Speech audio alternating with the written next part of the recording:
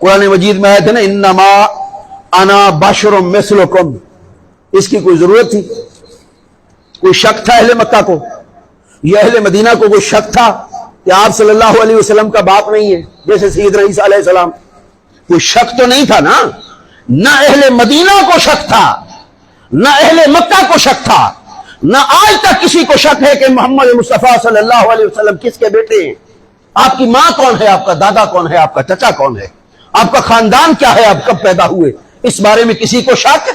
तो फिर बताने की जरूरत को पेश आई, इन्नमा अना बशरुम मिस्लुकुम। हमने इसे मसलखाना झगड़े की सतह पर रखा और रखवाया गया, जहनों को जो पस्त किया गया। सबब क्या था? इंसान अपने मेयार से इतना गिर चुका था कि कोई अगर उससे उठ जाता तो वो इंसान लगता ही नहीं था। मैं बात समझा पाया हूं?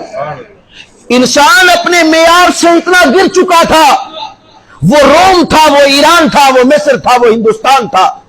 दुनिया की तमाम तहजीबों में तारीख का कभी इन आंखों से भी खोल के मुतालिया कर ले, नए अबलाए मस्जिद होना तहजीब का फर्जंद, तो तहजीब में ये बातें साफ नजर आएगी कि कायनात में अगर कोई बेमानी और बेवकत था, कोई हकीर और पस्त था, कोई रोंदा जा रहा था, तो वो सिर्फ और सिर्फ इंसान था। मोहम्मद मुस्तफा जब उससे ऊपर उठकर खड़े हुए तो शायद कहीं जहनों में सवाल उठा हो, और सवाल उठे कि इंसान तो ऐसा नहीं होता, इंसान ऐसे कैसे हो सकता है, ये तो इंसान नहीं है, ये तो कुछ और है, या ये कि इनका कंट्रीब्यूशन नहीं है, इनकी सलाहियतें नहीं है, इनमें वो ताकत और कुदरत नहीं है, किसी और ने इनको बिल्कुल ऐसा बना दिया है, ये घड़े घड़ाए हैं जैसे कोई फरिश्ते होते हैं, जैसे कुछ और ना।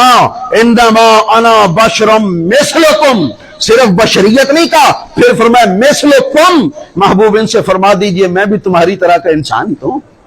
देखो, अगर मैं ये दायरा तोड़ सकता हूं, मैं इन पस्तियों से उठ सकता हूं, मैं इस हाल में कि जहां अमानत है ही कोई नहीं, वहां सारा मक्का मुझे अमीन मान सकता है, इसका मतलब है तुम भी अमीन, बोलो तो सही, तुम भी अमीन। हमारे मसले को मशरब बदल गए। मैं दोस्तों से कहा करता हूं, लोगों खुदा के बंदो, हुजूर की पहली सुन्नत जो थी वो अमानत और सदाकत थी। पहली सुन्नत क्या है? पहली सुन्नत ये थी जिसको नबुव्वत की दलील बनाया गया। जब पूछा गया कि आपके पास नबुव्वत की दलील क्या है, फरमाया था कि मैंने तुम में 40 साल नहीं गुजारे, मैं तुम में रहा नहीं हूं, मेरा बचपन जवानी देखा नहीं है तुमने। फकद लबिस्तु फीकुम उमरन मिन क़ब्लिही, मैंने इससे पहले तुम में उम्र नहीं गुजारी। मतलब क्या था? उस उम्र के इम्तियाजात के क्या थे, सारे मक्के को पता था इस शहर में कोई अगर अमानतदार है, कोई अमीन है, तो वो जात मोहम्मद मुस्तफा है।